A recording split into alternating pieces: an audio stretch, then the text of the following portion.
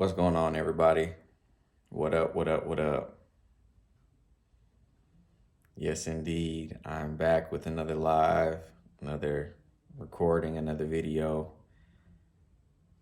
Chiming in and checking in just with another reflection time that I feel like God has asked me, required of me to relay to those that resonate with what He's doing in me and through me, so that it can be of an encouragement to all of those minds, hearts, and souls that are connected with me and my walk, so that they can walk in their faith authentically as well.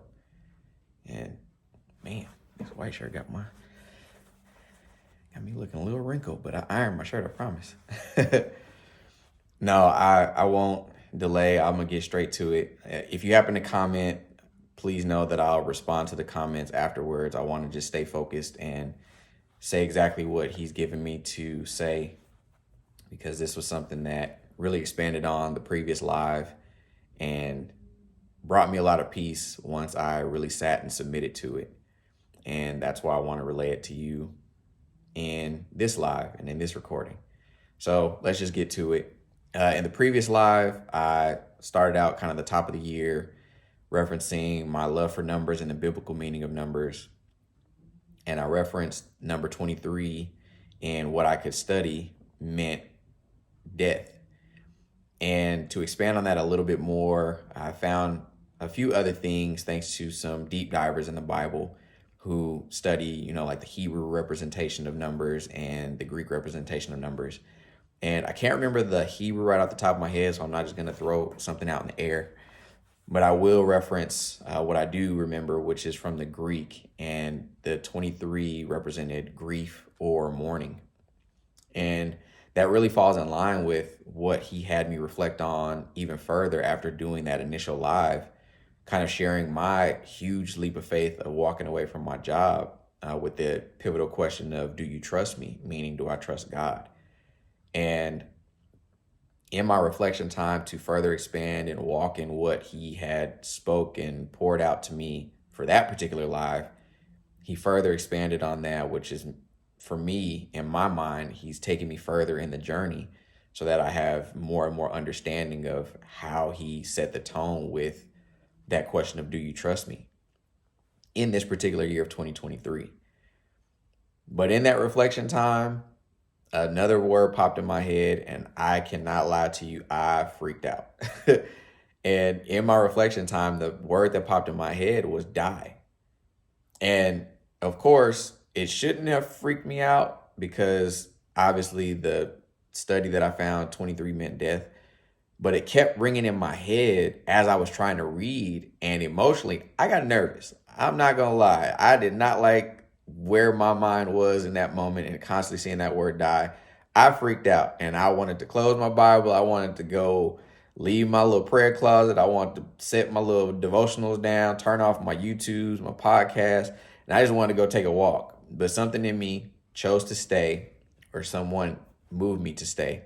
And I'm glad I did, because taking that word at face value, again, emotionally, it seemed dark, it seemed morbid. But there was an expansion on that brought me comfort immediately before he even, elaborated with detail. And die wasn't just the word itself, but it was an acronym. And that acronym stood for desire, introspection, and elimination. So as I started reflecting on that and, trying to figure out the right place to start in reading and wanting to understand and seek out what he meant in his word, these words came to mind, which really set the tone for how I would take on this expansive journey in, death in 2023, and this word die, or the acronym die. And the words were, if there's a life that you desire, your daily decisions require introspection to see what and possibly who need to be eliminated. With that in mind, it allowed me to go through his word and read and reflect on what it is he was trying to pour out to me and get me to understand. And it brought a bunch of scriptures to mind, but I'll just reference a few of them. Obviously, I reiterated the John 12:24, where it says, if a grain of wheat does not fall to the ground, it remains alone. But if it falls to the ground and dies, it produces much grain. Expanding on that, it took me in a couple places in the Old Testament as well as the New. The first being just a cut and dry, straight to the point, set the tone strongly with Deuteronomy 30:19. And it's something along the lines of, forgive me if I butcher these verses because they're pretty lengthy in my mind. But Deuteronomy, wow, 30:19 says, I call heaven and earth as witnesses before you. I set before you life and death, blessing and cursing. Therefore, choose life that you and your descendants may live. Another was Joshua 1:8. Yes, Joshua 1:8, where he says, "In the book of the law shall not depart from your mouth, but you meditate on it day and night, that you do all that's written in it. And in doing so, you will prosper and find good success." The other verses that he gave me was Romans 8, verses 5-6. And those particular verses say something along the lines of, those who have a mind of the flesh, or those that are carnally minded, think of things of the flesh. And those that are spiritually minded or have a mind of the spirit, think of the spirit. For to be carnally minded or to have a mind of flesh results in death. But to be spiritually minded or have a mind of the spirit results in life and peace. And last, he brought me to a familiar verse that we routinely hear in sermons and podcasts, Hebrews 12:1, where it says, so that we are surrounded by such a great cloud of witnesses, let us lay aside every weight and sin that easily ensnares us, that we may run the race that's set before us. Really reading those verses with the words and the acronym that he gave me really brought an understanding to how I had to move forward and trusting him in this particular year and this big leap of faith and what it is that he's doing in my life. And the desire of my life is to be who he made me to be, who he thought of before I was formed in my mother's womb, the identity that he had for me before the foundations of the world were even in place. I want to walk in that. I want to be the son that represents him and reflects his light as best as possible, so that it stirs and encourages others to be the light and reflection that they're meant to be, all because they've resonated with what he's poured out and through my life, so that they can in turn do the same for someone else in their lives. That's my desire, which led me to the introspection part. Looking at my daily decisions, looking at my daily routines, looking at my daily thoughts and my daily words, I really had to take into account what it is that I was doing on a day-to-day basis. This is something that a lot of people don't want to do, and those that know they need to do it refuse to do it, because this is where a lot of the ugly truths and hard realities come into play, where we understand we could be delaying ourselves, we could be stagnating ourselves, or we could be so comfortable in fear or comfortable in complacency because it's familiar, that we're not willing to step into the unknown or the uncertainty, which is what faith is all about. Walking in what we do not see, what we do not recognize, because God knows the end from the beginning. And in taking into account thoughts, words, decisions, behaviors, routines, we then have to figure out what has to end or what has to be eliminated. And again, another hard part is who may possibly need to be eliminated, or what interactions or relationships or circumstances may have to end. Mine was a job at first. Seems as though there's still some other things that need to end and eliminate, but I have to allow him to reveal that to me, so that way I can let it go to take hold of him. But that's another hard part for a lot of people that are in my position or walking through a similar journey to mine right now, recognizing the things that we have to eliminate, whether it be within ourselves or within our surroundings or within our interactions. It's not easy, which is why that Greek meaning of 23 in reference to death and dying or die as an acronym means that much more to me for this year, with a lot of grief and mourning, because it's going to hurt. There's going to be some things that are hard. There's going to be some things that are disappointing. There are going to be some things that are sad. And it's not fun. It's not pleasant. I'm not going to sit here and lie and try to keep a positive outlook on them. That part sucks. That part is not fun. And that is the one thing that I think has hindered many from walking in faith, because that's a hard reality that very few people have willing to say or have been willing to say in the past, because they always wanted to keep this religious language of, stay positive, always smile, keep your prayers. Yes. Stay prayerful. Yes. Try to remain positive. Yes. But that does not mean you cannot say in certain moments, this sucks. I'm not a fan of this. I don't like this. This doesn't feel good. Anybody that tries to say otherwise, in my personal opinion, you must not have read the book of Psalms, because David, the man after God's own heart, was very emotional in some moments where he did not like what was going on. And he even wished bad on some people that didn't like him. So for me to not be able to say, I don't like this, or this isn't okay, or I'm not a fan of this, isn't me being disobedient to God or me being out of alignment with God. That's me being honest with God, because not everything is going to feel good. You're not going to like everything that you have to do. But in the long run, if the life that you desire requires you to end or eliminate some things, it has to be done, because what he has for your life is far better than what we could obtain on our own efforts. That's what that acronym meant to me and means to me in the process of this year of 2023. Stepping away from that job with nothing on the other side of it. That was an elimination that was very hard. That honestly was very terrifying for me, as I said in the live. But I had to do it, because if I want to move closer with God, if I want to be more intimate with God, if I want to be who he's called me to be, I have to get as close to him as possible so that I can hear everything that he's requiring of me, so that I can relay it and reflect it in my day-to-day life. And there may be some things and some people that are in the way of that happening. I'm not going to like it all.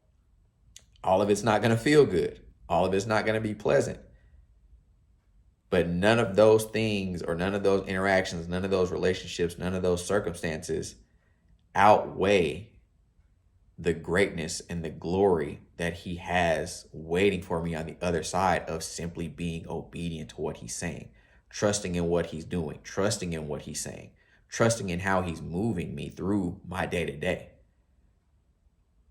Now, the reality, the day-to-day feels like forever when you are walking in the unknown, when you are walking through the uncertainty and not knowing what it is that he's working on in you, what he's working through you, and what he has lying ahead for you. That feels like forever. And I am right there with you, because I've literally had moments where I was constantly looking at possibly applying for some jobs and taking some interviews and writing some emails, because the uncertainty of waiting for something to happen as far as provision and resource, it can make you a little uneasy. And that's where the test of faith comes. Do you trust him? That's been my thing personally. Do you trust him? And every moment that I've had of apprehension, of worry, of anxiety, I give it to him in my prayer time. I give it all to him unfiltered, and it all comes back to, I trust you.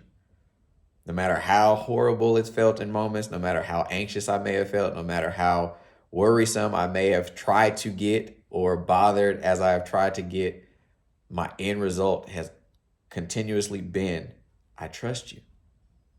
And because of that, it has reflected in how I've conversed with many people so far from the last live up until now, my own reflection time, my own prayer time, my own study time. And even in those moments, all that happens is my peace is strengthened. My joy is strengthened, because I turn to him. That is my immediate response, whether it be internally in my thoughts, in my words, internally or out loud. I just turn to him. And that's my introspection process. And that has given me the strength to recognize the things that I need to lay down, let go of, push pause on, because some things may not have to be ended permanently. Some things may just have to be ended for a season. Let me say that. So it's not all doom and gloom for so many situations that you may have to make decisions on.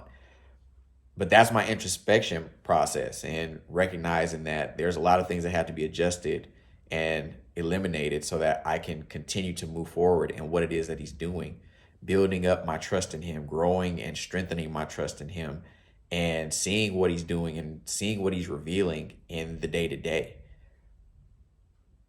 Again, there are plenty of moments where it's not going to be pleasant, where it's not going to be fun. And being that we are in 2023, that number 23 representing grief and mourning in the Greek, it's signifying death biblically from what I read. There's going to be a lot of endings. There's going to be some grief. There's going to be some mourning.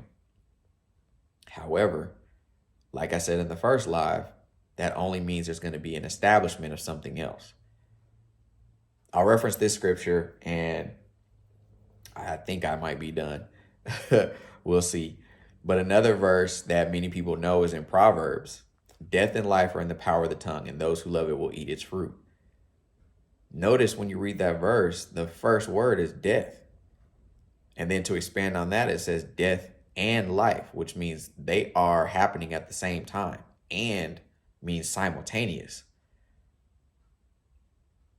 What your words are doing when you speak them, whether it be in thought or outward in conversation with self or with others, something first dies so something else can begin to live.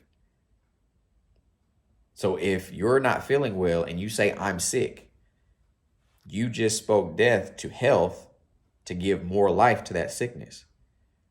If you say, I'm broke, you just spoke death to financial provision and abundance and giving life to that impoverished situation that you're in. You really have to be mindful of the words that you speak at all times, because you never know what you essentially could be killing off and reviving or giving life to, all while just simply making a statement.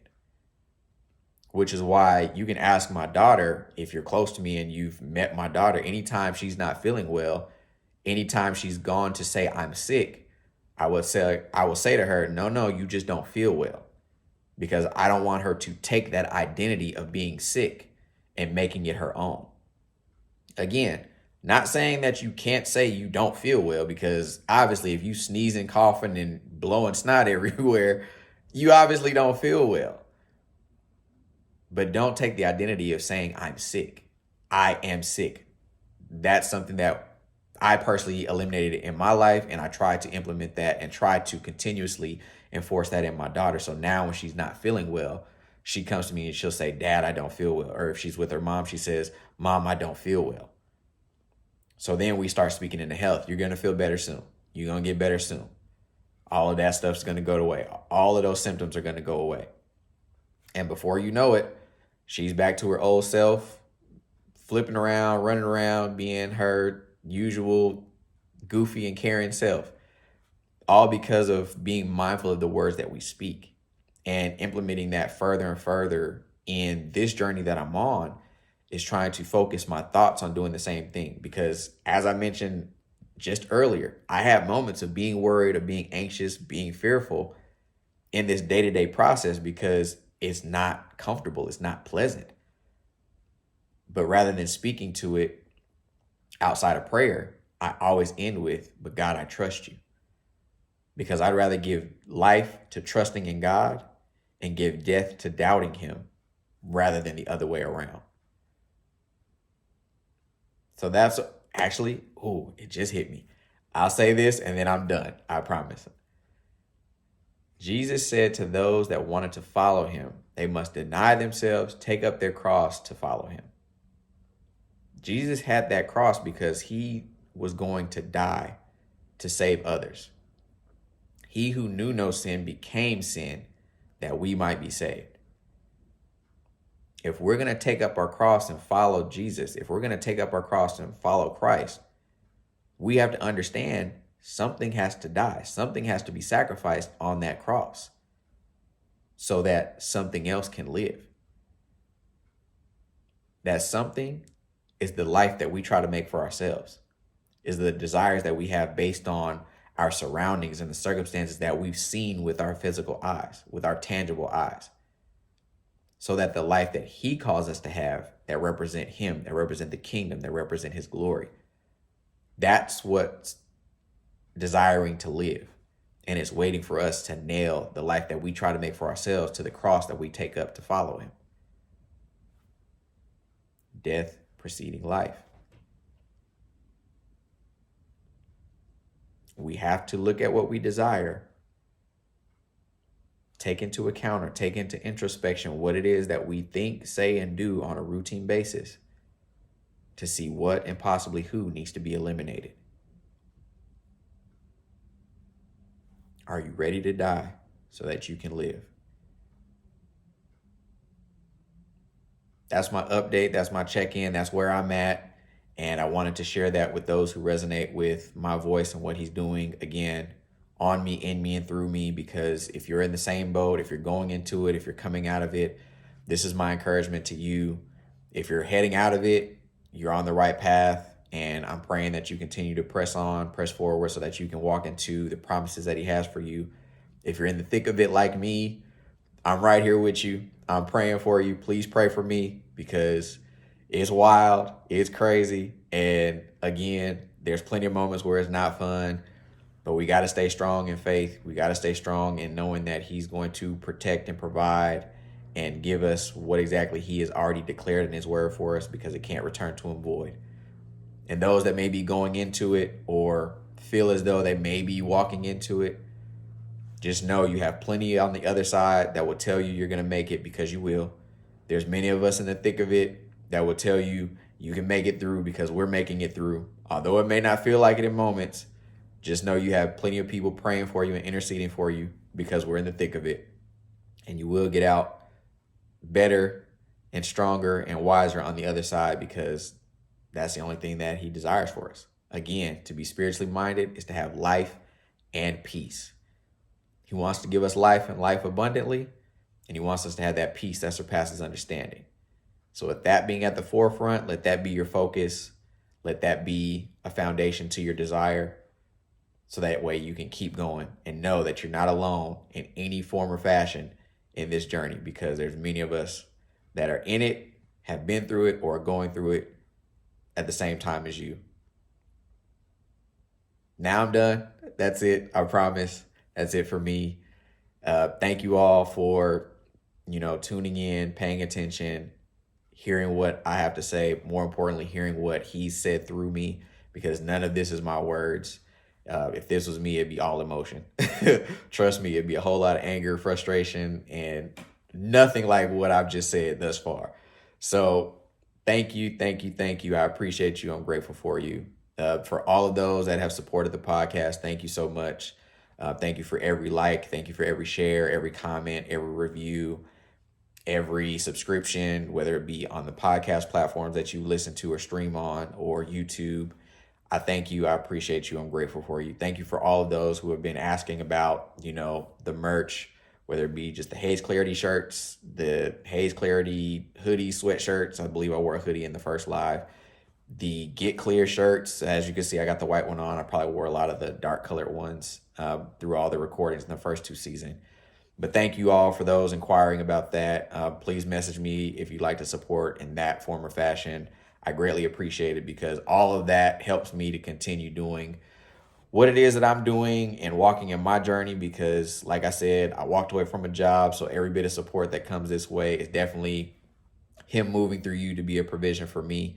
And I can't express it enough how grateful I am for everyone that is supporting in whatever form or fashion you're doing so. I thank you. I appreciate you. I'm grateful for you. That's it for me. Again, I appreciate everyone on this live. Tune in for the next one. It'll probably be next month. It looks like he has me on like a monthly check-in kind of routine and schedule. So I kind of have some time to really just be with him and rest in him in all of this, because this is a lot. But I thank you again. Until next time, until next live, God willing, if he wants me to do the podcast again for season 3, look forward to connecting with you all on that. But until then, I'll see you when I see you.